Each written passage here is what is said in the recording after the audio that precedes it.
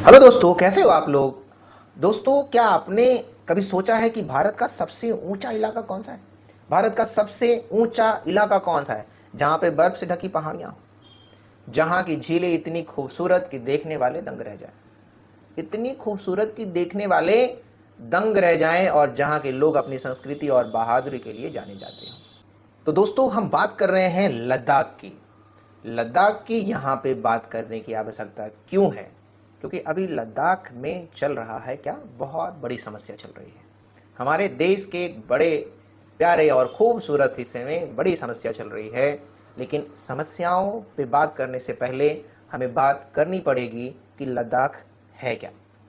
लद्दाख है क्या? लद्दाख को लैंड ऑफ पासेस भी कहते हैं। लैंड ऑफ पासेस मतलब दर्रों की धरती कहा जाता है। दर्रों की धरती कहा जाता है लद्दाख को। लद्दाख की ऊंचाई 3000 से 5000 मीटर तक है। 3000 से 5000 मीटर की ऊंचाई है। यानी हम कह सकते हैं कि यहाँ बादल भी नीचे दिखते हैं। यहाँ बादल भी नीचे दिखते हैं। अगर हम यहाँ की बात करें तो 2019 में जो आर्टिकल 370 है, जिसे हटाया गया था, और उसके बाद लद्दाख को जम्मू कश्मीर से हटा करके उसे अलग यूनियन टेरिटरी बना दिया गया। 2019 में 370 हटा और लद्दाख को जम्मू कश्मीर के पार्ट से हटा करके यूनियन टेरिटरी बना दिया गया। यानी जम्मू कश्मीर का ही भाग था 2019 से पहले लद्दाख भी। यानी एक राज्य का पार्ट था वो भी। अब वो क्या है कि यूनियन टेरिटरी है। हम अगर बात करें तो इसकी राजधानी दो जगह पे है। इसकी राजधानी दो जगह है, एक लेह है और दूसरा क्या है, कारगिल है। यानी लेह और कारगिल इसकी राजधानी बना दिया गया। यहाँ के लोग और इसकी संस्कृति के बारे में अगर हम बात करेंगे तो लद्दाख की जो संस्कृति है उस पर तिब्बती असर दिखता है। लद्दाख की संस्कृति पर तिब्बती असर दिखता है। लेह जिले में ज़्यादातर बौद्ध धर्म को मानने वाले लोग रहते हैं। यानी लेह में ज़्यादातर बौद्ध धर्म को मानने वाले लोग रहते हैं। और कारगिल में ज़्यादातर लोग मुस्लिम, वो भी सिया समुदाय से हैं। मुस्लिम जो कि सिया समुदाय से हैं। यानी मुस्लिम में दो समुदाय, सिया और सुन्नी, ज़्यादातर सुनने को मिलता है। तो वहाँ पे क्या, सिया समुदाय से हैं। यहाँ की भाषा लद्दाखी है जो तिब्बती से काफ़ी मिलती है। लद्दाखी भाषा है जो तिब्बती से काफ़ी मिलती है। यहाँ रंग बिरंगे त्यौहार जैसे हेमिस फेस्टिवल यहाँ की पहचान है। हेमिस फेस्टिवल के बारे में अगर आप जानना चाहते हैं तो कमेंट में बताएंगे कि हेमिस फेस्टिवल क्या होता है। मैं उस पर एक अच्छी सी वीडियो बनाऊंगा कि हेमिस फेस्टिवल क्या होता है।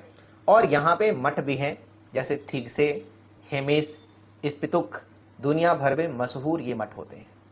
अगर हम यहाँ के जलवायु और जीवन की बात करें तो लद्दाख को कहते हैं ठंडा रेगिस्तान। लद्दाख को ठंडा रेगिस्तान कहते हैं। यहाँ बहुत कम बारिश होती है। लद्दाख में बारिश बहुत कम होती है। गर्मियों के दिन में धूप तेज होती है। गर्मियों के दिनों में धूप तेज होती है, लेकिन रात को ठंडक लौट आती है। रात को ठंडक लौट आती है। सोचिए, इतनी कठिन परिस्थितियों में भी लोग यहाँ खेती, पशुपालन और पर्यटन से जीवन यापन करते हैं। हमारे एरिया की बात करें तो बड़ा सा जो है ग्रासलैंड एरिया है, खेती वाली ज़मीन है, भर भर के यहाँ पे नदियाँ हैं, पानी मिल जाता है, सब कुछ मिल जाता है। लेकिन वहाँ इन सारी चीज़ों की बहुत कमी है। फिर भी वहाँ लोग खेती कर लेते हैं, पशुपालन कर लेते हैं, पर्यटन से अपना जीवन यापन कर लेते हैं। आपने पश्मीना ऊल के बारे में ज़रूर सुना होगा। यहाँ की जो पश्मीना ऊल है पूरी दुनिया में प्रसिद्ध है, पूरी दुनिया में मशहूर है। अगर हम बात करते हैं यहाँ के पर्यटन की खूबसूरती की बात करेंगे तो आपको, अगर आपने कभी ऐसा सोचा है, अगर आपका लद्दाख जाने का प्लान है, अगर आपका लद्दाख जाने का प्लान है तो ये जगह आप मिस मत करना। कौन कौन सी जगह है मैं उसके बारे में बता रहा हूँ। एक है पेगोंग लेक। पेगोंग लेक जो आधी भारत में है और आधी चीन में है। आधी भारत में है और आधी चीन में है। यानी पेगोंग लेक अगर आप जाते हैं तो दो देशों का भ्रमण कर लेंगे। एक तो आप इंडिया में भी रहेंगे और आप चाइना भी देख लेंगे। उसी तरह से है खरदोंगला पास। जो खरदोंगला पास है दुनिया का सबसे ऊंचा मोटरेबल पास है। सबसे ऊंचा मोटरेबल पास है क्या, खरदोंगला पास। मैग्नेटिक हिल की अगर हम बात करें तो मैग्नेटिक हिल आप कभी जाएंगे तो वहां देखेंगे कि गाड़ियां बिना इंजन के ऊपर चढ़ जाती है। गाड़ियां बिना इंजन के ऊपर चली जाती है। ऐसा कहीं देखने को नहीं मिलेगा, लेकिन लद्दाख में आपको देखने को मिलेगा कि गाड़ियां बिना इंजन के चढ़ जाती है। एक है नुब्रा वैली, जो दो कुबड़ वाले ऊंट और अद्भुत रेत के टीले वहां मिल जाएंगे।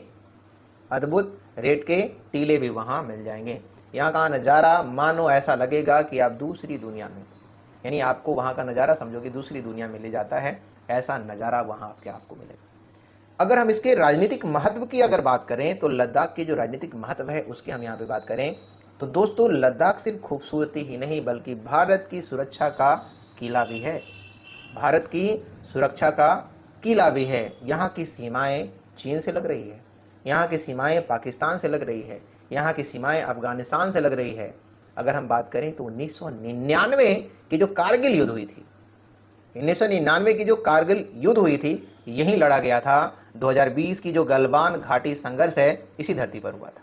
2020 की गलवान घाटी का जो संघर्ष है वो इसी धरती पर हुआ था। यानी लद्दाख सिर्फ पर्यटन की नहीं बल्कि देश की सुरक्षा का भी एक अहम हिस्सा है। देश की सुरक्षा का भी एक अहम हिस्सा है। अगर हम बात करते हैं दोस्तों तो लद्दाख सच में भारत का मुकुट है। भारत का मुकुट है। यहाँ की वादियाँ, यहाँ के लोग और यहाँ का इतिहास हमें गर्व दिलाता है। आपका ख्याल क्या है? क्या आपने कभी लद्दाख घूमने का प्लान बनाया है? क्या कभी आपने घूमने का सपना देखा है? कमेंट में ज़रूर बताएं।